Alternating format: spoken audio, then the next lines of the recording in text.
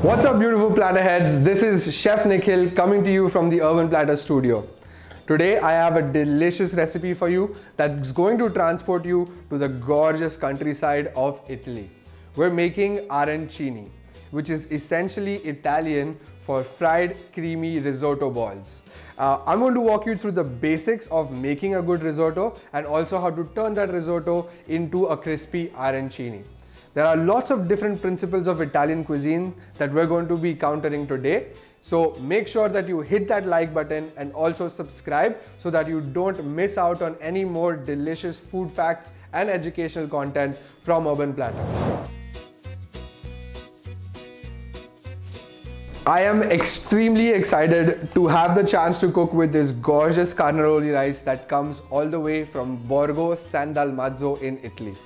It's also a big achievement for our company because in India, it's very difficult to begin importing rice since we are one of the largest producers of rice in the world. Our team has been working on getting a license to import rice from Italy for about 2 years and we finally cracked it. So kudos to the Urban Platter team, and I'm just saying this so you understand the amount of effort that goes into bringing all of these amazing global ingredients for you to cook with at home. Now that we've gotten away with most of our theoretical part, let's get cooking. In order to extract the maximum amount of mushroom flavor and that umami, I'm going to be using our assorted dried mixed mushrooms that have a mixture of chanterelles, which come from France, black cloudier mushrooms that they have this sort of chewy texture, and they also really lend a great color as well. So I'm going to add these mushrooms into a bowl and top it off with some boiling water so that we can rehydrate them to be cut and then fried off before the risotto cooking begins.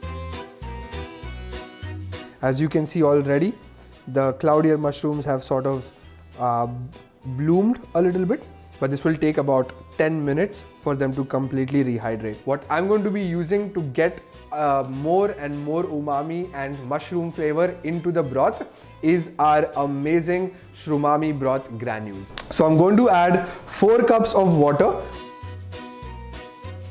2 and 4. I'm going to add 2 teaspoons of our umami broth powder to bolster that mushroomy umami flavor. Now we'll give this broth a quick stir so that all of that umami broth granules mix with the water. So now that our mushrooms have been soaking in the hot water for about 10 minutes, as you can see that our chanterelle mushrooms have completely bloomed up. They've increased in size, and it's the same with our cloudier mushrooms as well. These are ready to use now. We'll just cut them up and then begin adding it to our risotto.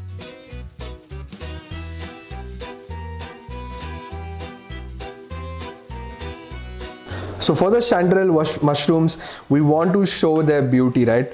You can see how they're a gorgeous fan-like shape. So I'm just going to cut them in half over here, just so that we can still use and see that shape.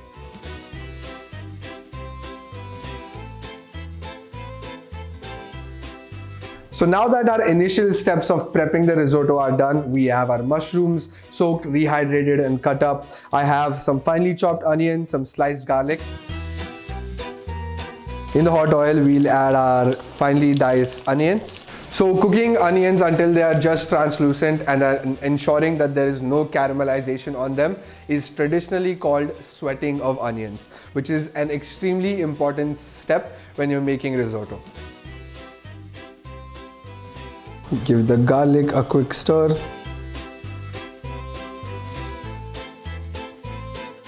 Now in go the chanterelle mushrooms, followed by our cloudier mushrooms. We'll cook this until the mushrooms slightly reduce in size. We have to ensure that all of the water from the mushrooms has evaporated, because if the mushrooms are soggy, then it's not going to give us the right texture for the risotto, which is something that is very crucial, especially turning that risotto into arancini.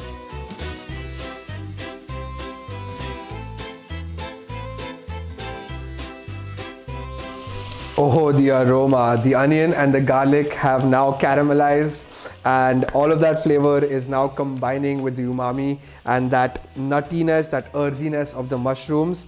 I cannot wait to eat this arancini. As you can see, we always ship our rice in a vacuum seal. This ensures the finest quality of rice reaches you every time, and it also makes the shelf life of this product up to 2 years. So you can always expect the finest quality global ingredients from Urban Platter at all times. And now is a crucial step to making our risotto, because it's all about the rice. So let's go.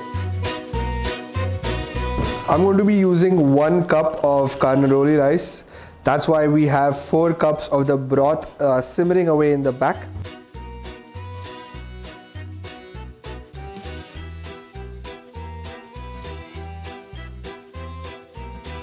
Unlike most rice in the world, you should never ever wash or soak Carnaroli or Arborio rice, because we want as much starch as in the rice into our risotto. Washing or soaking of rice removes all of that excess starch, and it will never make a good risotto. As we begin toasting this rice, we're not adding any of the broth yet, because we want to ensure that all of those pores in the rice begin opening up. As you can see, the ends of the Carnaroli are beginning to become sort of translucent, which is exactly an indication that the rice is ready to take on some broth.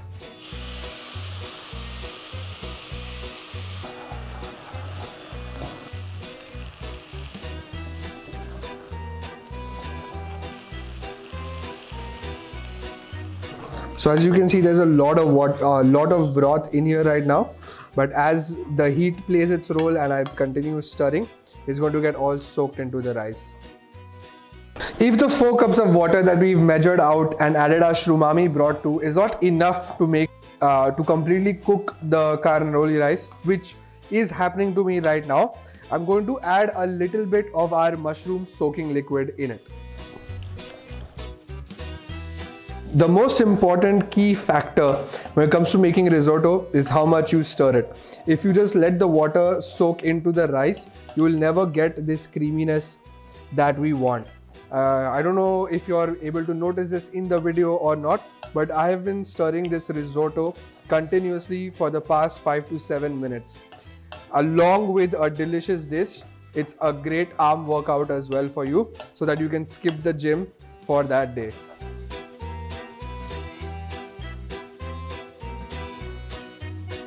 So I'm going to continue stirring my risotto for about 2 to 3 minutes now that all of my liquid has gotten in here. We have to make sure that all of the water that is in here right now is getting soaked into the rice. So now that our risotto is ready, I am extremely happy with the consistency as well. As you can see, it's nice and creamy, it's not runny anywhere. It holds its shape when I scoop it into the spoon as well. Carefully spread the risotto. This will ensure that it cools down nice and well. This will ensure that the risotto cools evenly and not in little clumps. Make sure that you spread it out as evenly and as thinly as possible.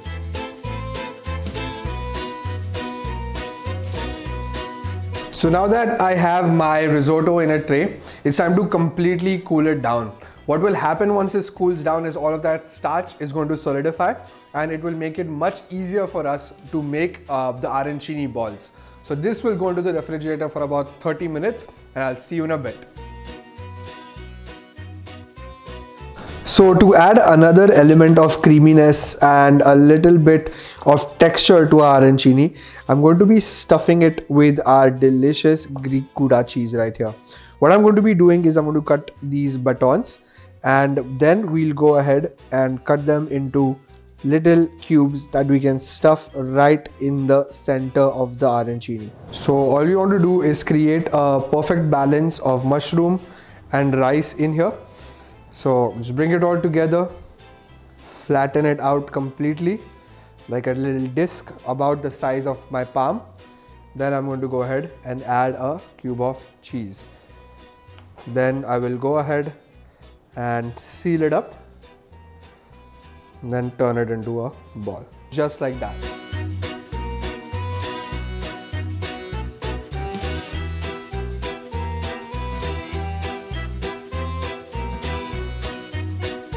So now that we have made our arancini balls, it's time to get into the breading procedure. So the breading procedure, we need two things. We need a wet mixture, which we're going to be making with cornstarch and water, and the dry mixture, which is going to be with panko breadcrumbs. What I'm doing is just grinding the panko into a finer powder, just so that it coats really well and gets super crunchy on the outside. Once we are done with setting up our breading station, we'll bread our arancinis and then they'll be ready to fry. I'll also add a few mixed herbs just to give the breading a little bit more flavor. A few cracks of our miraculous desert salt always go a long way. We can go ahead and mix it all up.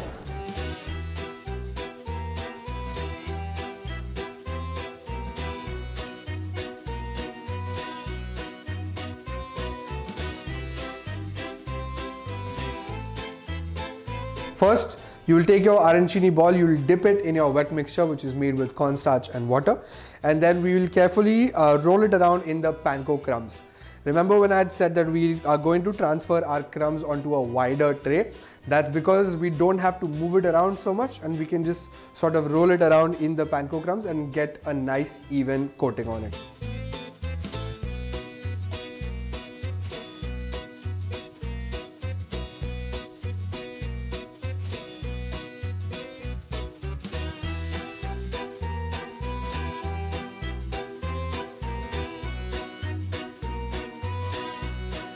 So our arancini balls have now been breaded. I'm just going to go ahead and give them a final round shape, just so we have the most gorgeous spherical arancini.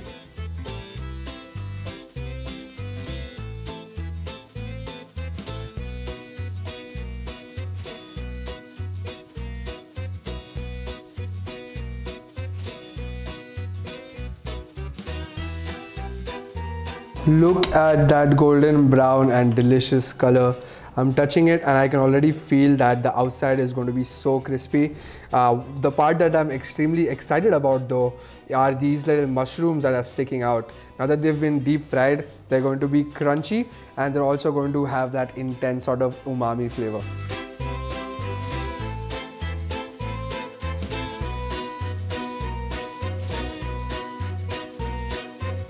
Okay, so now that our delicious mushroom arancinis are ready, it's time to dig in, but we can't do that before we have the perfect accompaniment for them. And that perfect accompaniment is marinara. We import this marinara all the way from Italy. It's got a lot of onion, a little bit of garlic, lots of basil. It's absolutely delicious and it's ready to use right out of the jar. So that's what I'm going to do. I'm going to add some marinara.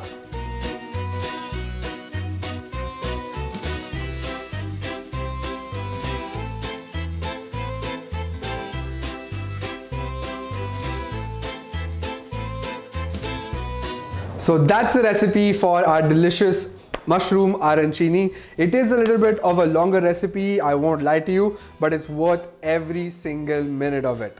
It's creamy, it's umami, it's mushroomy, and it's crunchy on the outside. All thanks to our Carnaroli rice that we get all the way from Italy for you. For more products and for more amazing and delicious recipes with lots of information from where we get our products, what you can do with them, please don't forget to hit the subscribe button right now, and you can also go ahead and press the bell icon so you don't miss any of our updates. Until next time, this is Chef Nikhil signing off from the Urban Platter studio. I'll see you guys in a week.